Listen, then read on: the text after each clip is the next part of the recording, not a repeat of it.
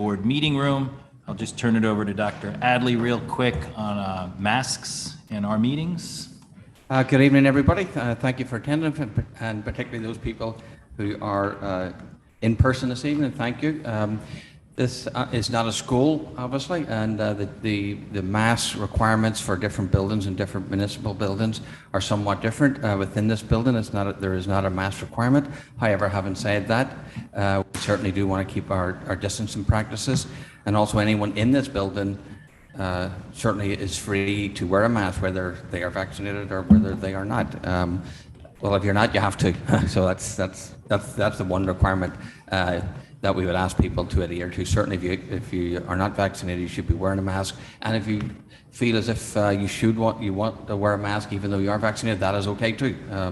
We'll certainly evaluate as we go forward, but that's currently the practice that we have at present until and if it changes. Thank you, Dr. Adley.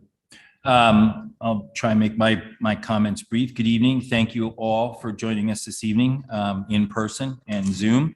It's hard to believe we're in the last week of summer break and school will begin next Monday in person. So I think that's the exciting theme. I want to continue to thank all those parents and community members that continue to send emails and thoughts to the board, providing their thoughts and ideas. Today, I had the opportunity with Dr. Adley and co-chair Kip Coons, First Selectman Jamie Stevenson joined us, Dr. Luke Forshaw, and several other members of the building committee, and we did kind of an in-depth tour of the Ox Ridge site, wanting to make sure it was prepared for school. It's amazing the transformation from 2 weeks ago when I almost lost my car in a dirt hole over there to a fully paved parking lot, bus loop, entrance for students, ramp, handicap accessible, all that good stuff. Mike Lynch has been over there doing a lot of hard work. His team has been cleaning up and he's got landscapers over there. So it's really incredible the transformation that can happen over 2 weeks and getting blacktop down up there. So we actually did a test run, had buses up there to do a test run of the bus loop. I would ask all those families from Ox Ridge for your continued patience as we build a new school, which I think is the exciting part of it. As many of your students that you can get on buses, we appreciate. We'll work with the local police also the first day, the first week of school on traffic control. But we're going to need your patience. It's going to be a new drop off and pickup up there, but I think the end result is what we're all looking forward to. But things look to be in really good shape up there. The overall school is progressing along. You can see the formation of the courtyard, the classrooms, the main educational building. So that's really excited. I spoke to the folks on site, Dave Cravenzola and George, and we'll set up shortly. We'll figure out best time and date to get a board tour up there so everyone can see the incredible progress that's going on up there. I also had the opportunity Monday morning to welcome and kick off the new teacher and staff orientation at Tokenique School. Dr. Adley and the admin team organized a great day to welcome close to 50 hires. Marge and the team keep saying how busy they were. Well, it was evident by the incredible new faces and smiles that were at Tokenique on Monday. The principals introduced their new team members and the new principals and assistant principals introduced themselves and their new team members. The energy in that room was real. It was not just the new energy that I think we feel from starting a new school year.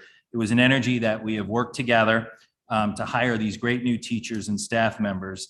And as much as we choose them through a challenging interview process, in talking to them, they also chose us. And there was a recurring theme about how excited these folks were to join the Darien district in terms of being educators or just being part of our overall staff. The recurring theme coming from those that I spoke to is that they wanted to come to the Darien district.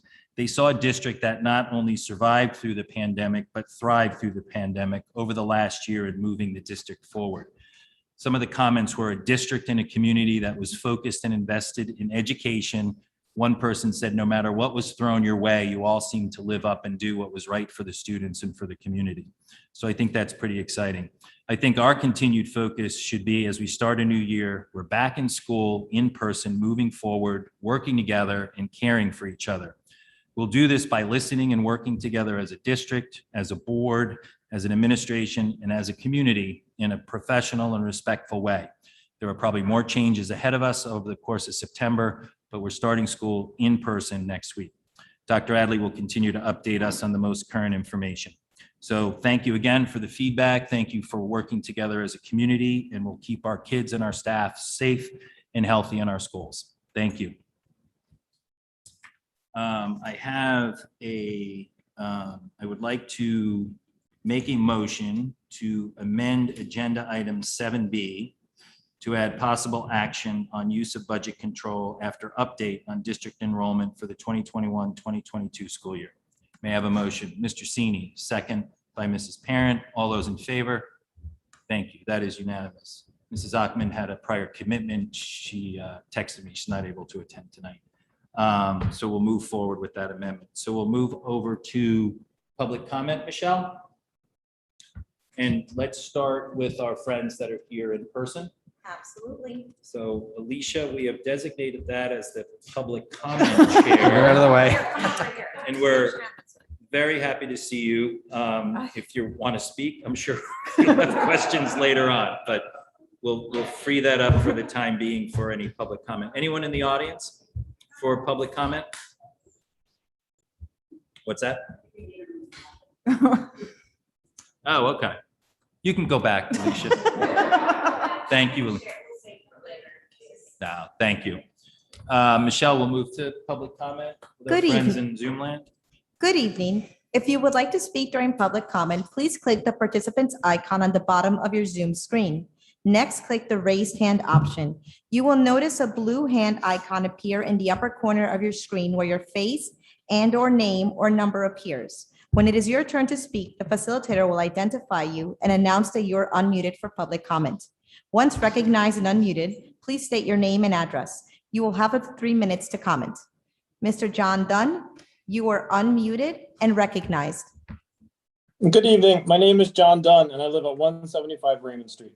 I would like to begin by commending Superintendent Adley and the board for the recent appeal to the state to allow for more local autonomy in making key health decisions that have such a huge impact on our children, especially our youngest learners.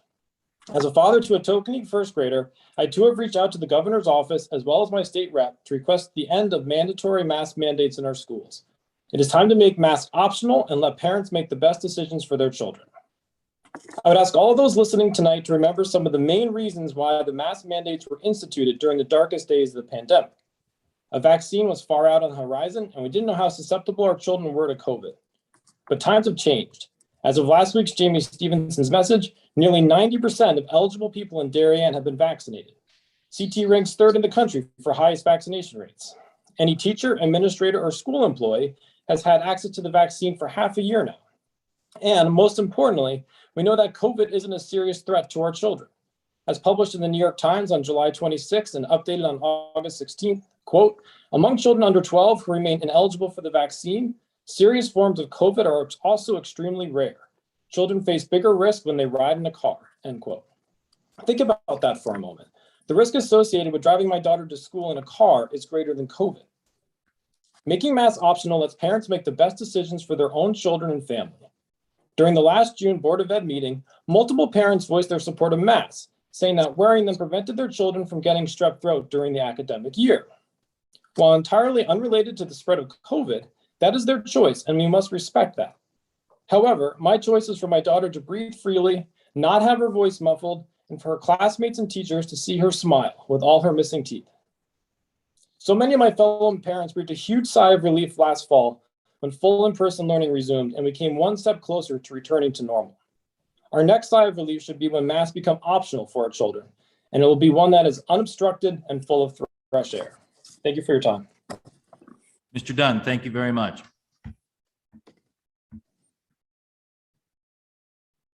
There are no more raised hands at this time. Okay. Thank you, Michelle. Moving right along, we will move on to the superintendent's report. Good evening again. Trying not to be too redundant from the board chair's comments. I'll just probably add to them if I may. The new teacher orientation, I want to thank the members of the DEA also. They were very instrumental in the onboarding and support of our new students, providing lunch today, and also they had a social where they were doing mini golf with them last week. They had a wee article printed about that, so that was nice to see.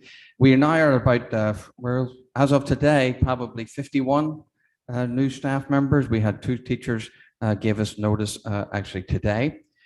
So we will be looking to replace those. At this particular time in the year, there's a basic process of reciprocity between superintendents that until we replace someone, the employee would stay on in the respective positions. So we'll work on that and we'll see how that goes. We have one position available, 1-year position for special education still open over at Tokeneke, and that sort of completes the staffing. With Marge and crew have done a fabulous job getting us a tremendous talent actually who've arrived in district. The August administrative retreat went well. We focused on strategic planning, the diversity, equity, and inclusion, and also social and emotional learning for our students and for our staff, because we're, as you know, we're training all of our staff this year. Opening convocation is tomorrow. That's the kickoff. I'm sure that the staff are ready and eager to hear the address. And welcome back. That's at 10 o'clock. Remember, board members are invited. If you happen to be in town, want to swing by, it'll be 45 minutes and we'll get you in and get you out of there. At the Board of Selectmen meeting on August 15th, the Board of Selectmen voted to establish one building committee for the renovations of Henley Homes and the Royal Schools. So we'll move forward to the next steps. Bus routes for our parents who are there. If you go on the website right now, you can find the bus routes. They've just been posted and they will be in the Darien Times tomorrow. Just a wee addition to the Oxridge update that the chair gave. It's just a wee reminder to our staff that we're not, or to our parents, there were very little changes around within the building. The construction company, after long processes, were able to minimize any change, any movement. Probably the biggest movement is the playground that was just moved to the back of the building for the most part. So we're appreciative that they hit the deadline and that our new staff and staff were able to, returning staff were able to get in this week. And listen, there's just an excitement and buzz around town and within the profession here and our staff to receive our students next week. I mean, some of our kids have not been in school for a long time. And it's nice that we're all coming back together in person as one community again. So we look eagerly anticipate their return on Monday. The only other thing I will add that I made a note, Dr. Adley, is it was very exciting Monday to see our 2 teachers in residence folks have joined us, and they were there Monday at Tokeneke. So Yep, that's absolutely exciting that we're moving forward with that program. We will move forward with the approval of minutes. It is requested that the board approve the following minutes of the regular meeting held on July 27th, 2021, and the minutes of the special meeting held on August 10th, 2021. I have a motion, Mr. What's that? Oh, okay. Okay. Yep. Mr. Maroney, second. Mrs. Parent, all those in favor? That is unanimous minus, yep. Moving along, board committee reports. I think we updated on Oxridge. Anything else? Good. Presentations and discussions. We will move to Dr. Adley and updates on opening of schools. Thank you. Thank you to Alicia. It's good to see you here, Alicia. Thank you for joining us. Are we moving that, Melissa? Or Michelle, are you moving that or am I?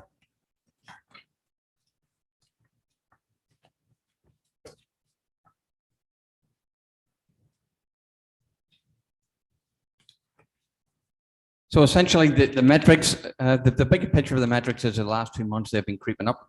I mean, that's really where we are. On a call today with the State Department of Education and Public Health Department, they had a sense that it may be tapering off. That's the sort of interpretation, and we're basically in a sort of wait and see scenario.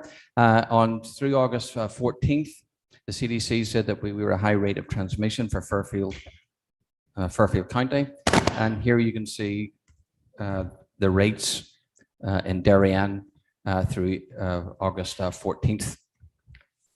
So we're 10.2 per 100,000.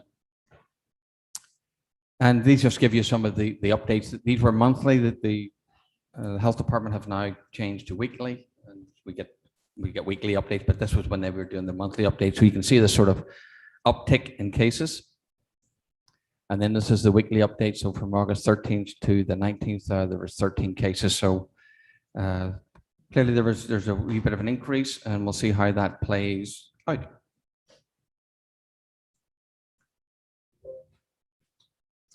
Teacher vaccination. So you're aware of the announcement that was made about teacher vaccinations. I will say that there is confusion. So the State Department of Education and Public Health put out that all certified staff or all staff hired by the Board of Education that were not volunteers or contractors who have direct contact with students would need to be vaccinated by a certain date, or they rolled it out as it wouldn't be employed. What has been interpreted as, well, you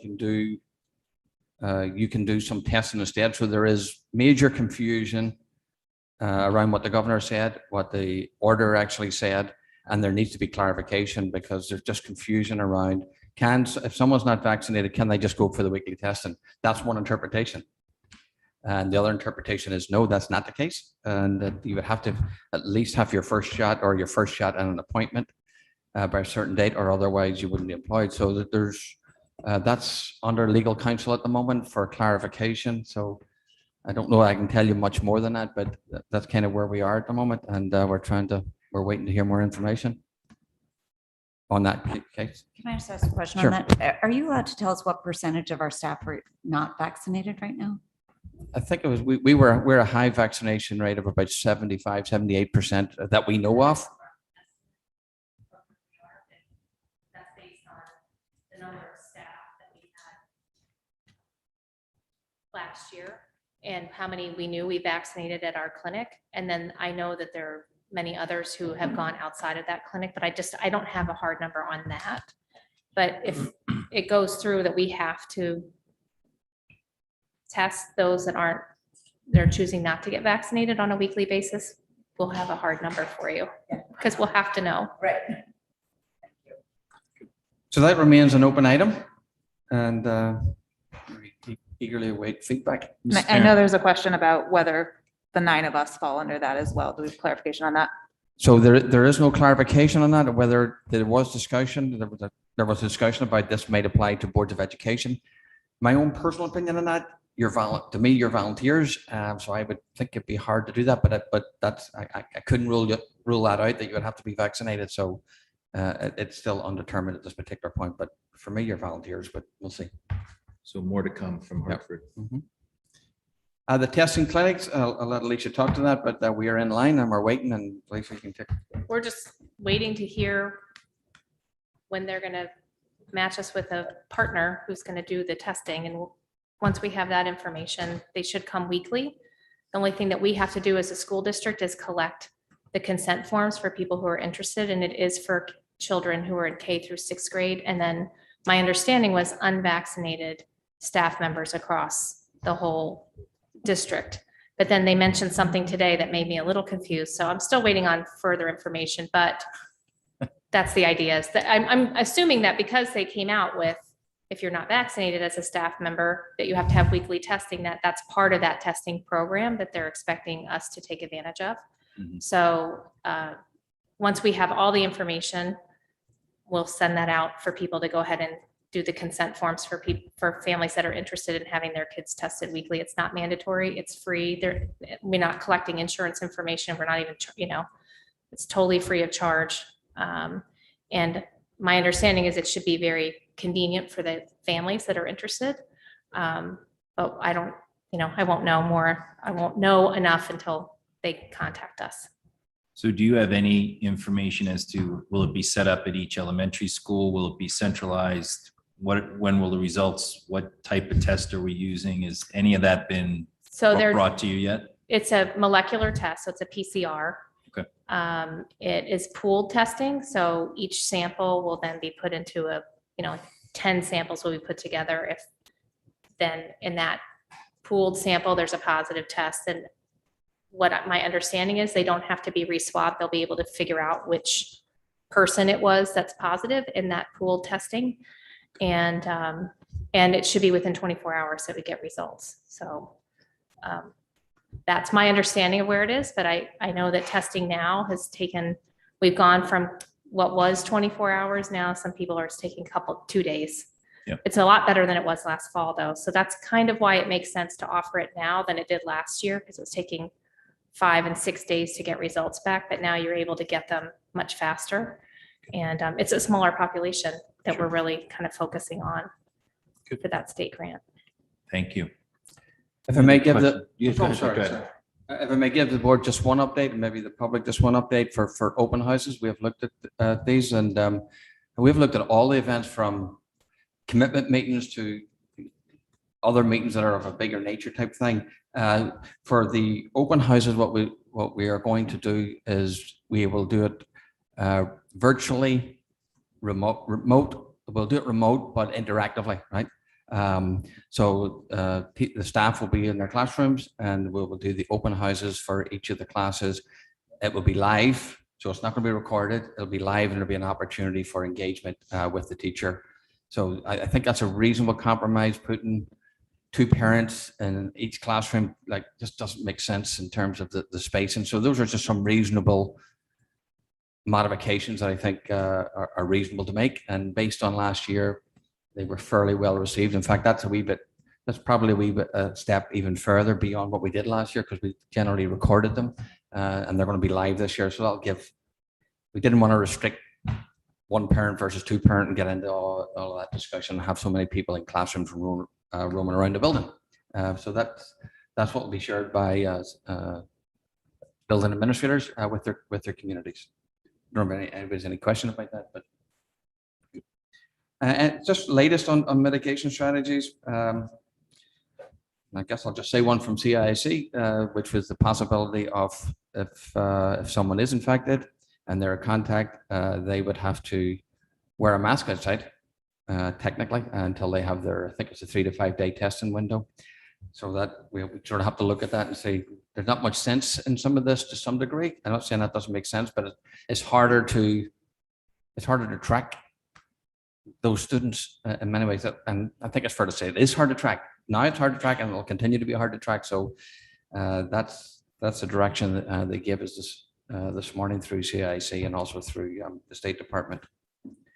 Those are the major changes. If any board members have, the plan has been updated. We've communicated that accordingly and to our community, and we'll continue to update the plan where we can. I appreciate everybody's feedback. I know there was questions between 3 feet, 6 feet, and those nuances of the plan, and we continue to review things that makes sense to us, and try to respond accordingly to the data, to what's coming from the respective departments.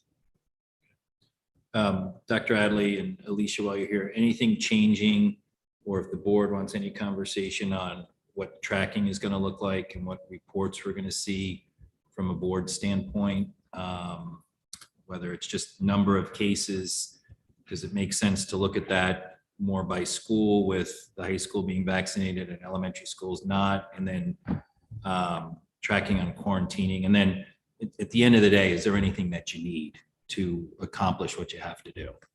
So I'm trying to remember all your questions. But Yeah. the first one. What the does first tracking one, look like, the and what do you need? Yeah, tracking will look like it did last year. But for our reporting purposes for our dashboard, I think we will probably separate it out by school. And we'll probably add like if they're vaccinated or not, because that's a part of the state report that has to be done on a daily, anytime we have a new case, we report to the state health department that we have a case. And then now they've added that piece of whether or not they were vaccinated. So that might be an interesting piece of information, though.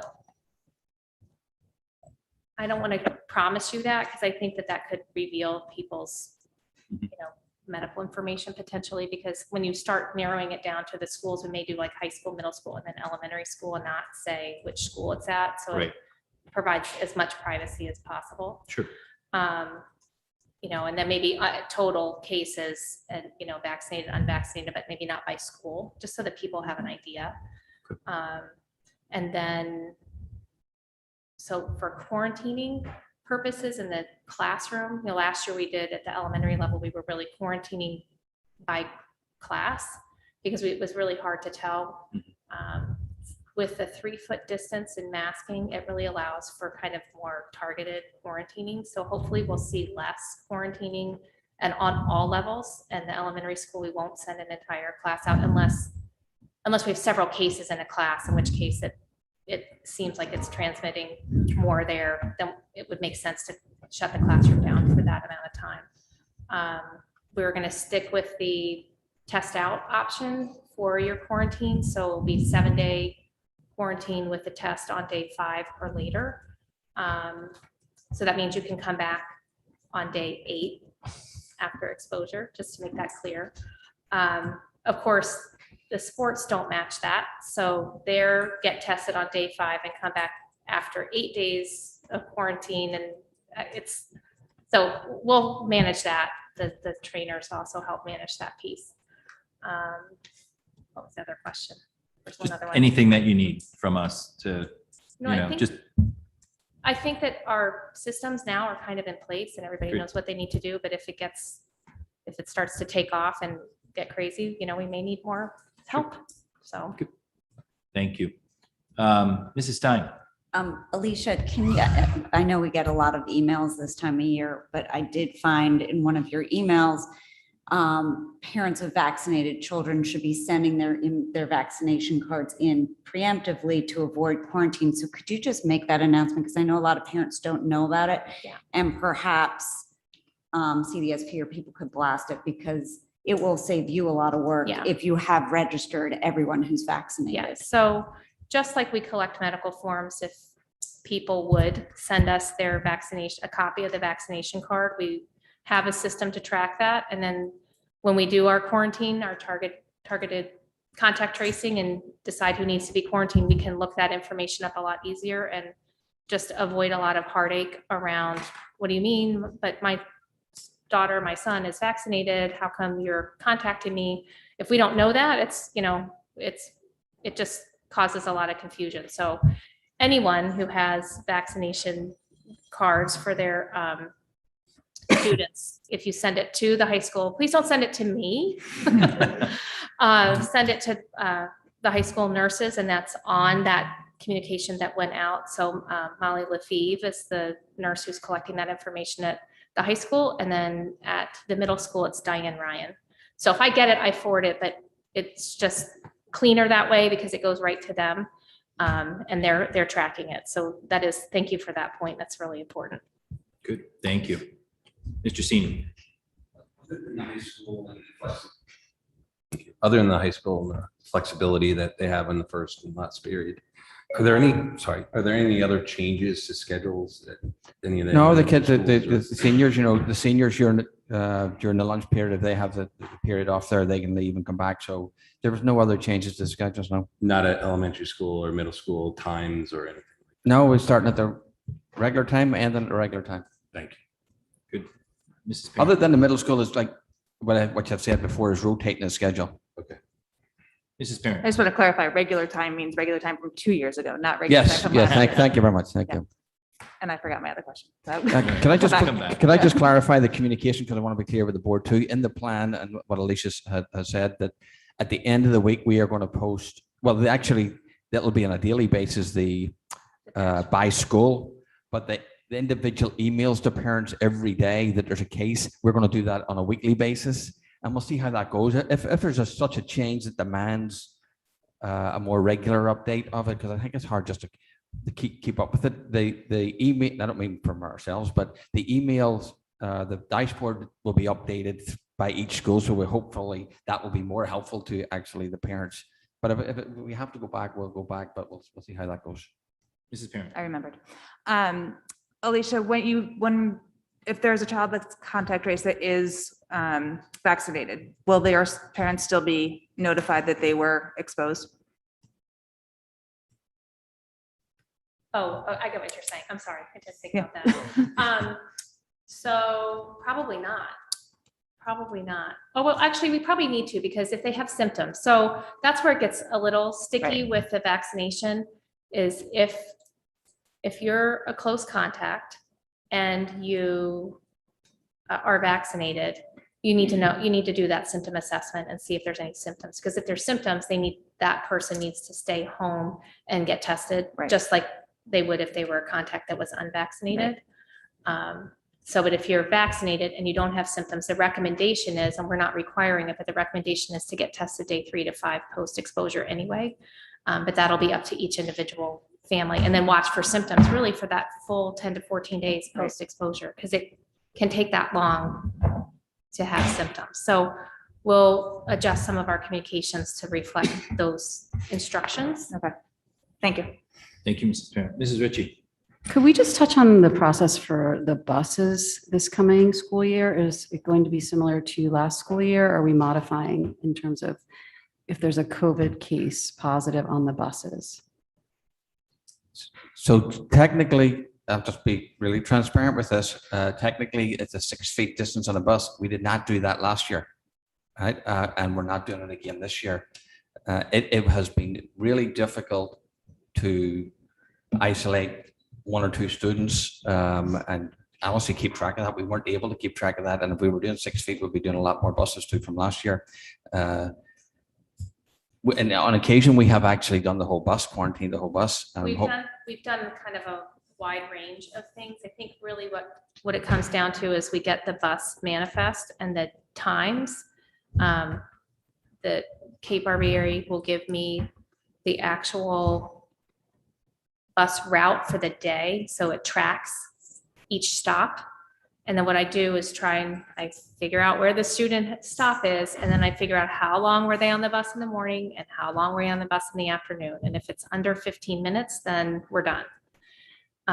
If it creeps up to 15 to 20 minutes, then we start looking to see who was on the bus before and who was on, so to try and determine who might be quarantinable. And then sometimes we watch the video and try and see where the student is, which it's really, really that part is really time consuming.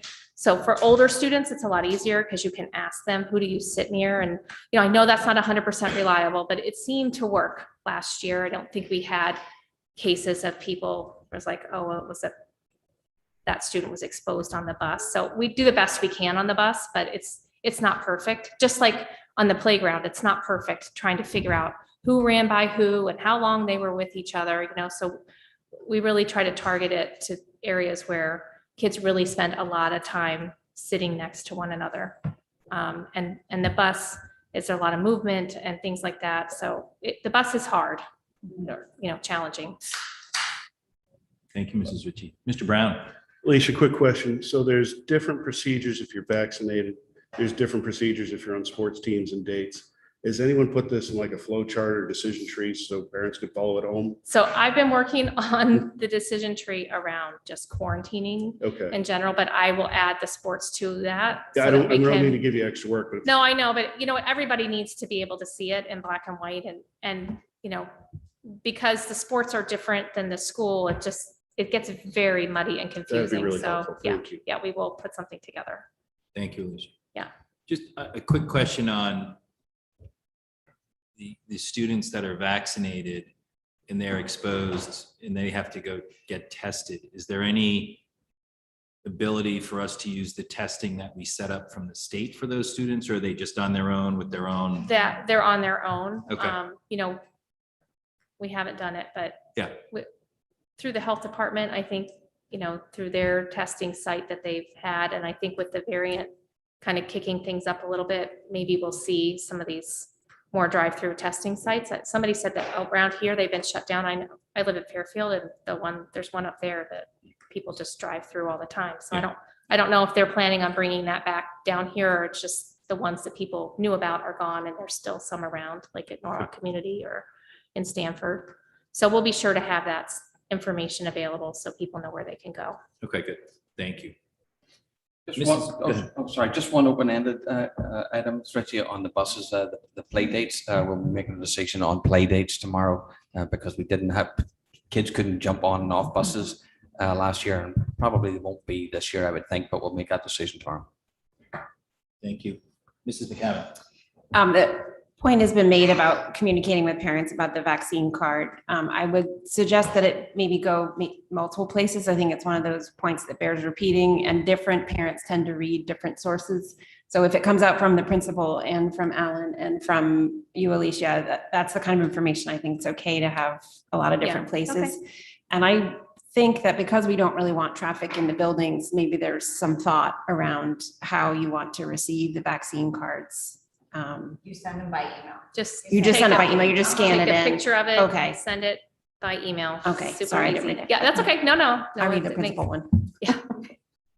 Thank you. Good. Thank you, Mrs. Cameron. Mrs. Parent. Just a quick question. This is maybe for Rich. Do we have any idea how many more children will be riding the bus this year than compared to last year? We're much closer to the pre-pandemic levels than we are. That's going to add more work to your contact tracing. Better for Middlesex traffic. Yeah. Any other board questions or comments around opening? Anything else, Dr. Evans? No, the remote learning just remains the same, that there are exceptions for accommodations where they're required or where they're exceptional accommodations. So I'm sure we will receive, perhaps we'll receive some, we'll see what happens. But there are a couple of exemptions there. One might be the compromised health of a parent or otherwise, and then just other exceptional circumstances. They will be made on an individual basis, considered on an individual basis with our medical advisors. Good. Thank you. We'll move along to the update on enrollment for the 2022 year. Mr. Rudel. Sure. So overall enrollment is pretty steady from the last meeting, up only one student. We are recommending maintaining the 109 total elementary sections as approved previously. As we reported in the past, Oxford is definitely the primary driver of increased elementary enrollment, up 44 students compared to projection. The superintendent did mention at the previous meeting a need for a 0.2 FTE in elementary PE and a 0.2 FTE for the DEA president release time due to the DEA contract. So it is recommended that the 2.2 FTEs come from budget control if approved. Thank you, Mr. Rudel. Any additional insight into the spike in Oxridge other than we're building a new school and it's the place to buy a house? We've seen a lot more move-ins in that area, so it's Yeah. driven by real estate and probably the new building. Yep, good. Thank you. Mrs. McCammon. Have we had any increases in enrollment since this report was published? Because I'm wondering if we still have kids drizzling into the school district. No change, at least as of when we ran it yesterday. So it's been pretty flat. We did see a spike of about 9 kindergartners Yeah. compared to the last report, but we did see a drop off at the middle school and high school, which kind of offset that a little. Thank you. Any other board comments, questions? Okay. So we will move to, may I have a motion to approve the use of budget control for funds to cover the 0.2 FTE for elementary physical education and a 0.2 FTE for the DEA president?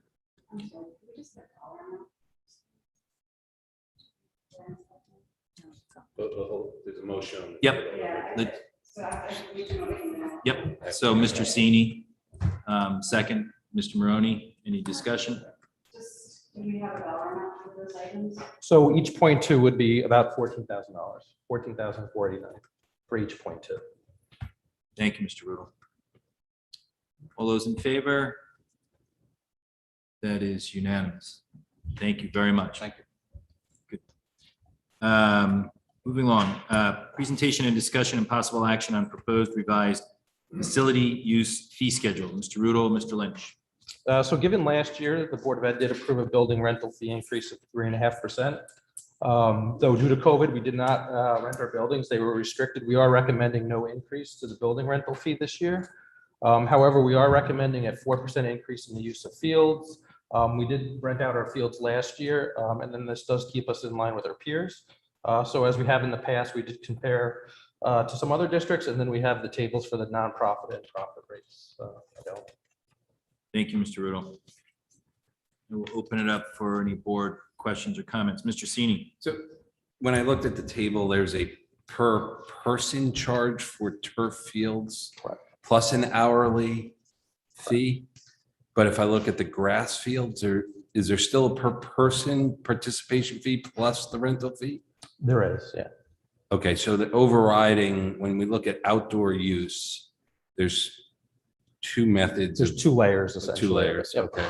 But indoor, it's only a single layer. Plus the custodial fee. And so the thought process is the per person fee would cover maintenance and custodial. Yep, I mean, maintaining the fields, any like striping that might have to go on or field paint, things like that. Okay, plus the rental fee. And then the second question maybe, or a suggestion is for next year, if we can, I know our schedule has been pushed back because of COVID and a number of things, but if we could have this discussion maybe as part of the budget process, just, because this does feed into, I guess the revenues of the district.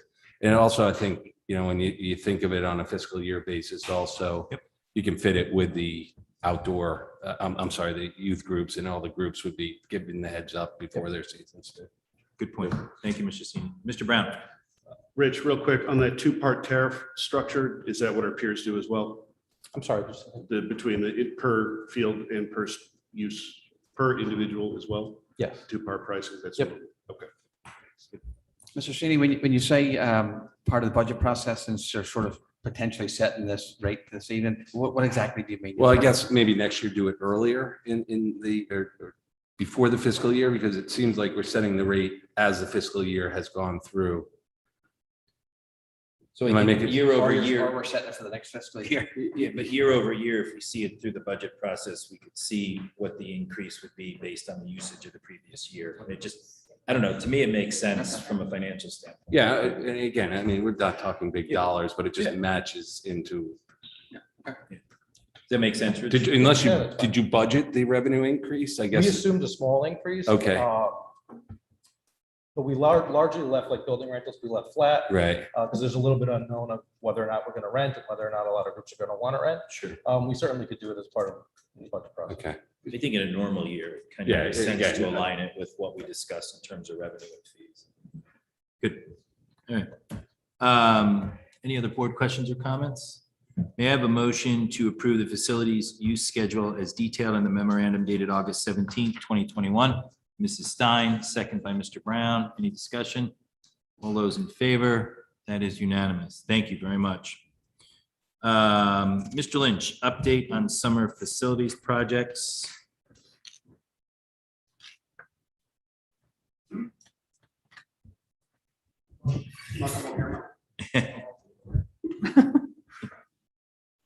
I think we need to find it. Those keys are valuable there, so. Keep an eye on them, please. Definitely not to my house.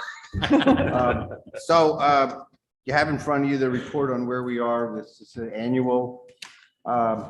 Nothing's really changed except as far as the new security system. I got an email about 6 o'clock tonight saying that most of the hardware had arrived. And they hope to start installing by the end of the week.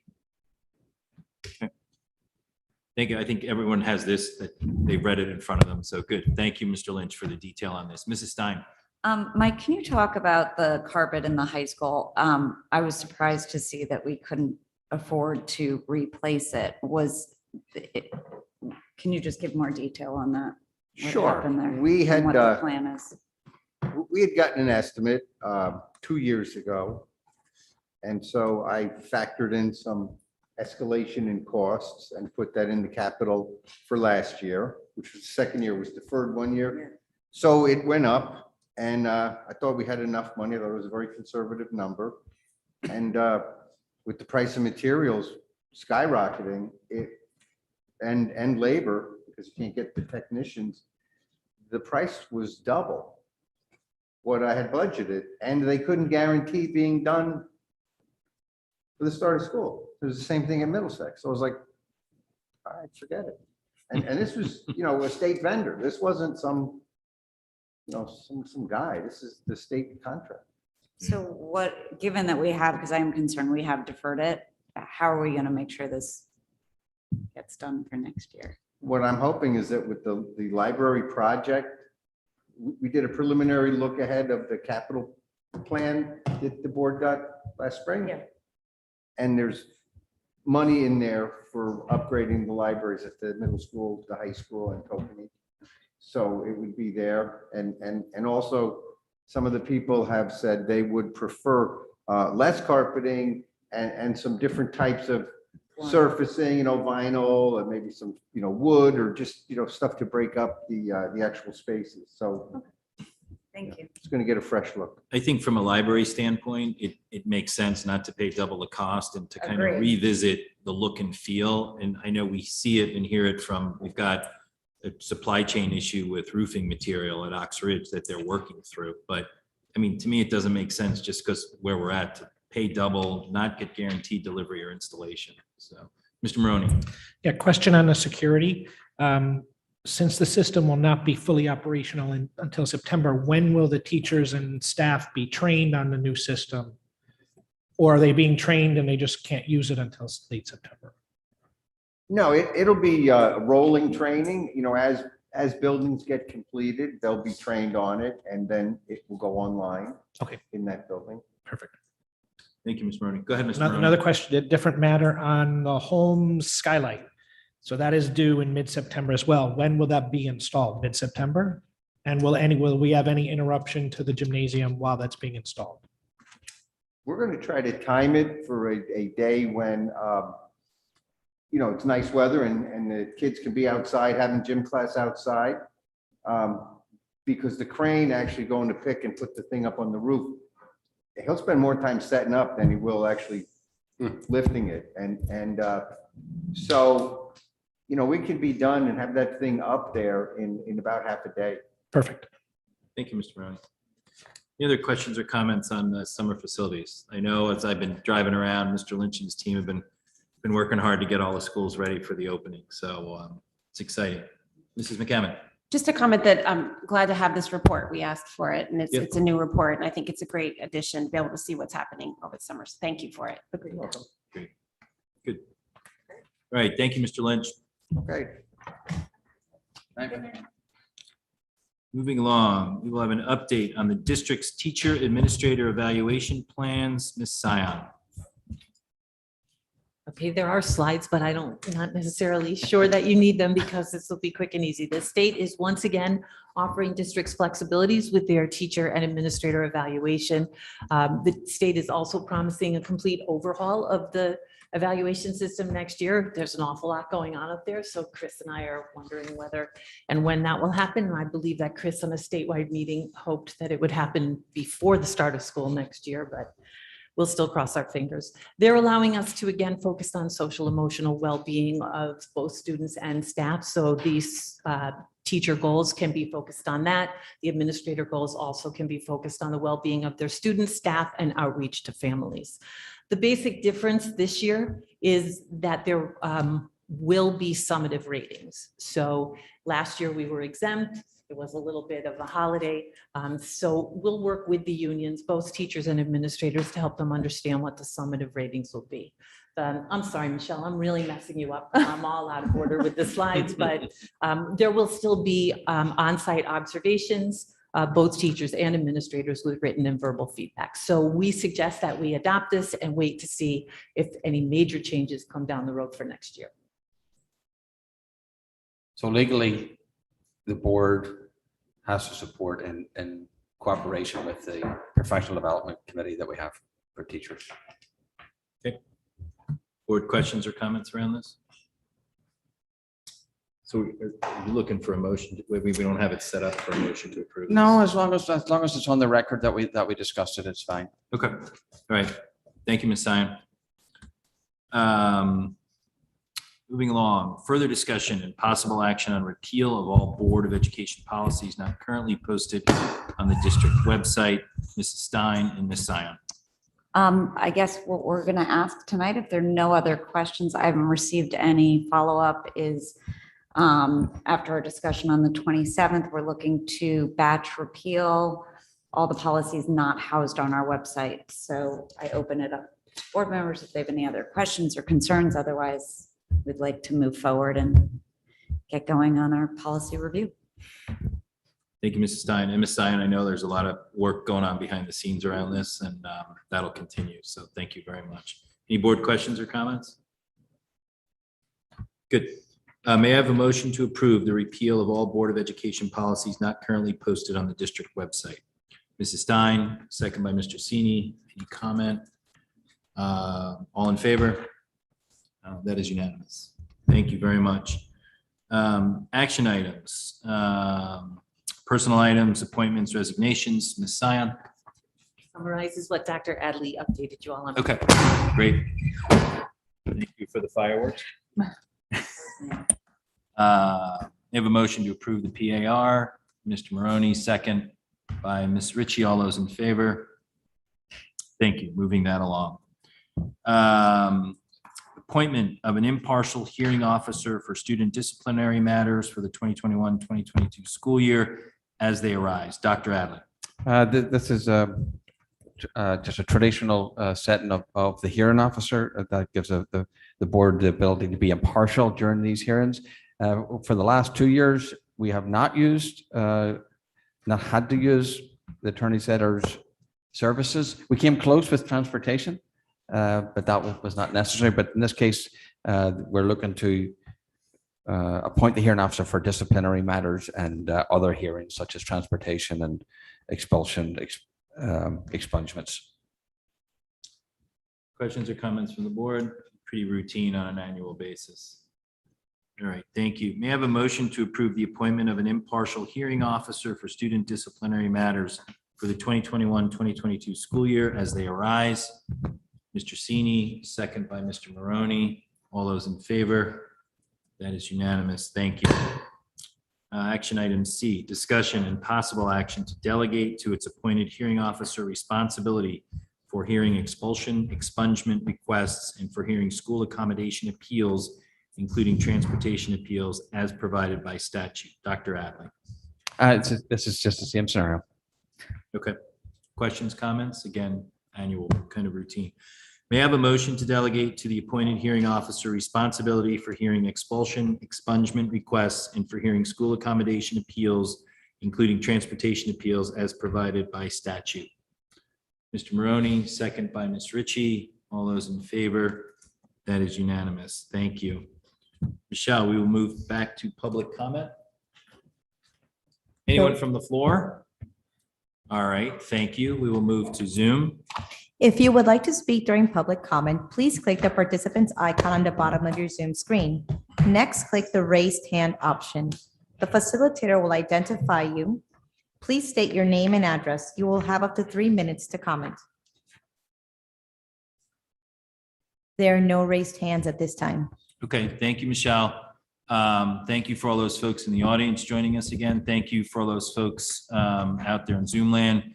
Again, thank you for continuing to work with us. School is opening on Monday in person. A lot of hard work, a lot of energy. We'll continue to move things forward. It's exciting to start the new year. A little sad to end summer, but exciting to start the new year. And a thank you to Dr. Adley and all the cabinet members for all the work that was done over the summer to get the schools ready, including the hiring and the facilities. It's an incredible amount of work. This team does not go on vacation. I spent some time here over the summer, and thank you for all the hard work that's done throughout the entire summer on behalf of our students and our families. So thank you. May I have a motion to adjourn? Mrs. Stein, second. Mr. Brown, all those in favor? Thank you. Have a good last few days, and look forward to seeing everyone at school.